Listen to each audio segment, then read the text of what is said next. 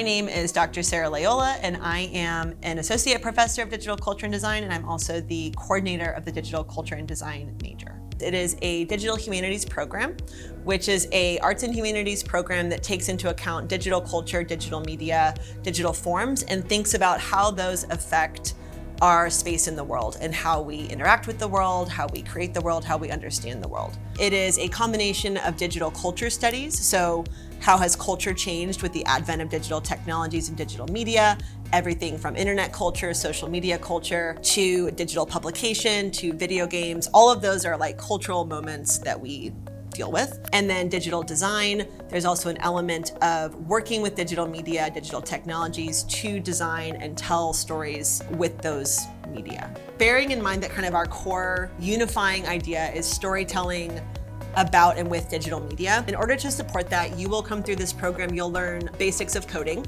and also depending on how you go through the program, you can develop greater facility with different languages, with different platforms.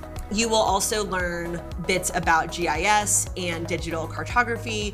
You will learn how to deeply engage with and analyze text with digital computers. You will learn to pull and analyze data at scale, especially cultural data, how to visualize that data, narrativize that data. You will learn basics of storytelling through visual design, interaction design, sound design, and textual design. You'll learn how to work with social media content, how to manage that content. So it's a broad range of, again, all the different ways that digital media touches our culture. You will learn how to manipulate that media, how to work with it, and develop out a nice kind of resume-ready list of skills by the end of it. So the class is just broadly titled social media. My approach to it kind of balances, first, it's a DCD class at the upper division, so we balance that cultural study with cultural making or digital making. So we start with a unit on social media history, where we go all the way back to the mid-90s to talk about some of the technological changes that actually enable what we now know to be the social web or the kind of social media ecosystem. So we do some history, we do a unit on predictive algorithms and kind of how your TikTok FYP gets you such great content that feels off the cuff but is exactly what you want, what's motivating that, how those are designed. And then our final unit turns to look at user experiences of social media. And for that, we look at things like influencers, influencer culture. We look at particular little niche topics within social media like book talk or bookstagram and the effects that those have had on the literary world. We look at the way that sports have changed following social media. And then we finally close with a little bit about civic engagement and activism on social media, depending on kind of how we want to take that.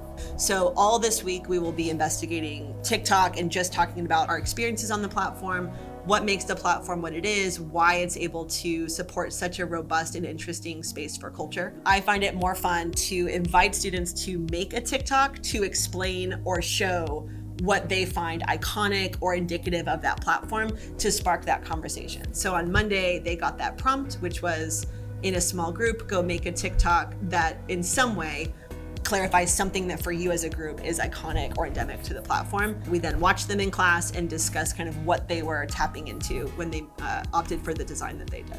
So one thing that I find really interesting about the social media class is at the beginning, we start with like just a discussion of how do we feel about social media? Like, do we think it's good? Do we think it's bad? Do we think it's useful, right? All this kind of broad understanding the cultural space of it.